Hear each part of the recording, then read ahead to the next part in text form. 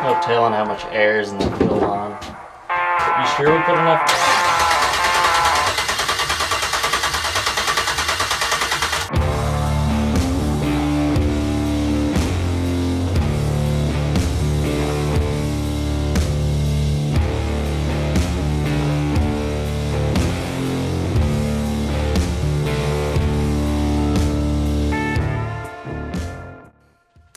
Alright, so I've got the intake installed now.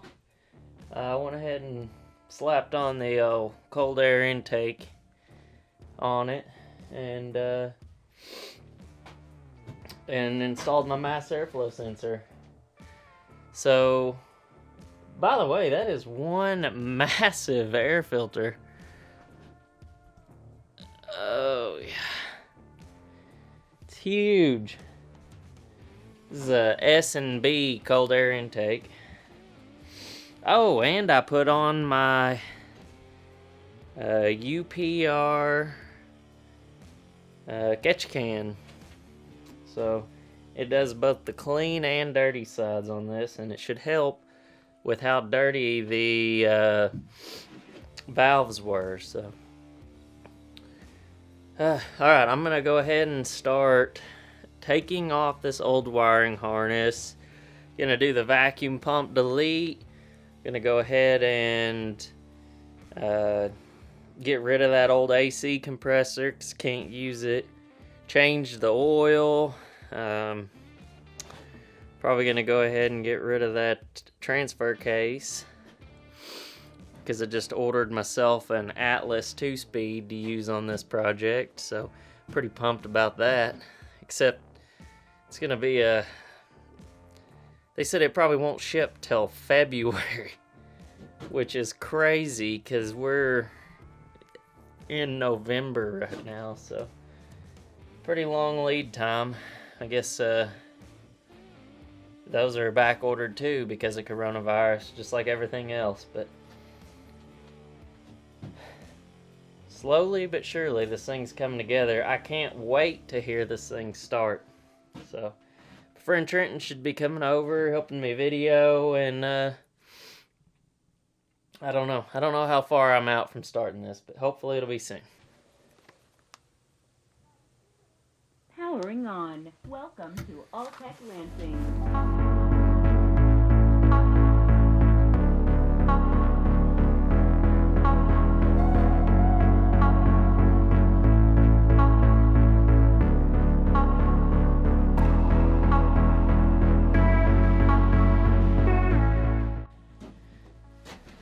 Got this bad boy off. Everybody seems to be deleting this because it apparently will fail and cause metal shavings to go into your engine oil. So I've already got the delete kit, so I'll be installing that too.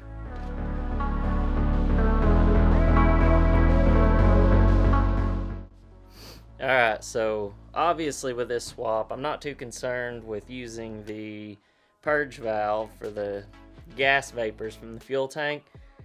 So I went over and bought the purge valve delete kit from ICT Billet. However, and I don't need vacuum for my brakes because I have Hydro Boost brakes. However, I just saw over on from the guys from Swap Time that you can actually tap the purge valve port on the intake and add a fitting to run your regular vacuum brake booster. I thought that was pretty cool. I don't need it, but you know, somebody out there probably will, and I thought it was a great idea. So if y'all want to see the video on how to do that, go over to the guys at Swap Time. Alright, we finally got that off of there. Don't need this. Just throw a header right out there. Alright. I might need that in the future. You never know. We'll just put that right over here. Alright, let's see what we gotta do now. So the motor's looking a lot cleaner. I think it's time to put, I got all the oil drained, so let's put the oil cooler manifold on and get rid of these old things right there. Alright Trenton, I think I'm ready to go ahead and get this wiring harness on.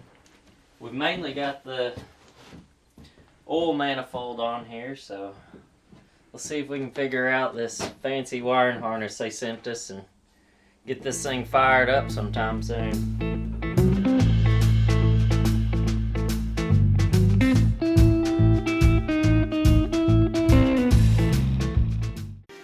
We're already halfway done with this thing. Check that out. Well, if you ignore all that Trenton's got in his hands right there.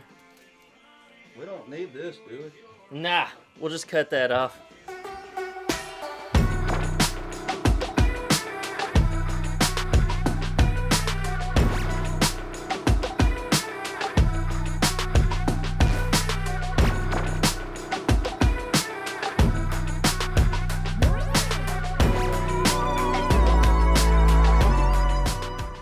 Alright, it's pretty late, but we have finally got the motor close to ready to start.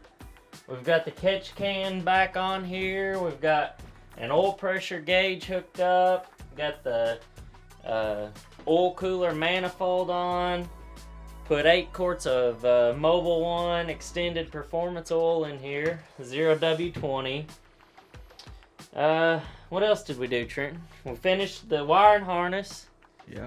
We got the gas tank over here by Boyd's Welding hooked up with a Camero ZL1 fuel pump.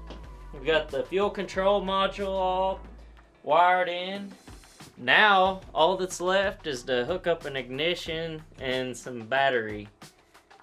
And a battery, I should say. So let's see how this goes. Alright, we have everything ready to go to fire this bad boy off. Got all the wiring done and everything hooked up. So let's see if this thing fires up. Even got myself an oil pressure gauge over here. Show them that there, Shavers.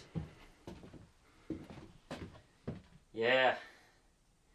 Okay. Here we go. I don't know if it's gonna start or not. There's the pump. Well, it's making noises.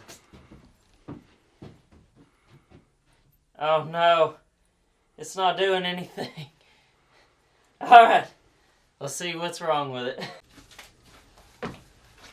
What are you doing with that laptop? Gonna figure out why this thing won't start. Well, I may have figured it out. What was wrong with it? Put it in park. Yeah, it wasn't in park. Damn it. Well, let's see if it'll start now. I am now. Okay.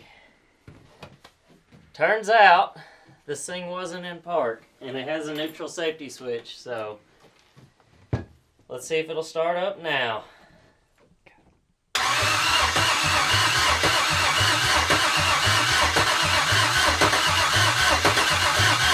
Oil pressure? Get any oil pressure cranking it like I that? don't know. You got a lot of air in the lines.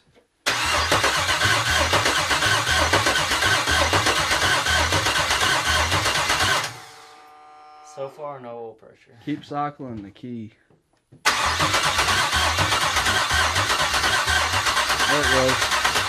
It's getting, Oh, I'm getting oil pressure now. yeah. Alright. Just keep cycling the key on and off. I know. Come on, baby.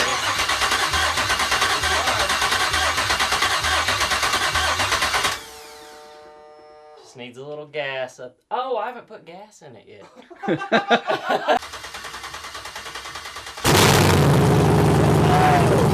All right, she fired off, but I forgot to hook up the transmission cooler lines, so they started shooting transmission fluid everywhere. But we're going to loop that up and start it up again.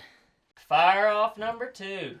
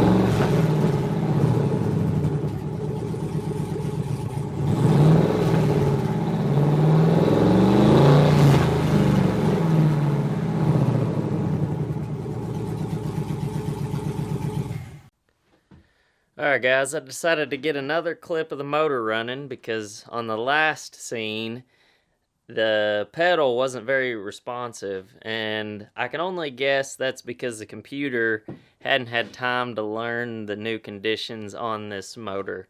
So it almost had it in like a limp mode or something. So here's the motor as it sits today, and it's much more responsive. So enjoy.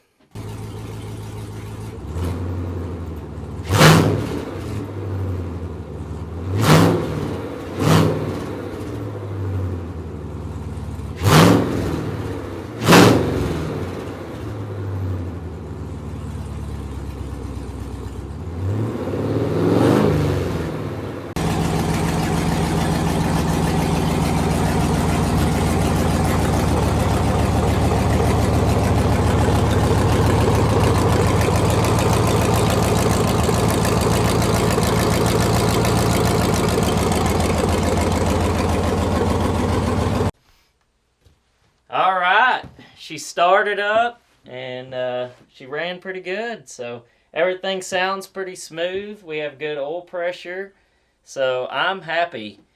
So don't forget to go hit that like and subscribe button if you want to follow along with this motor install. And I have a bit of a surprise for y'all with a different vehicle that this is going to go into. So check in for the next video to see what it is.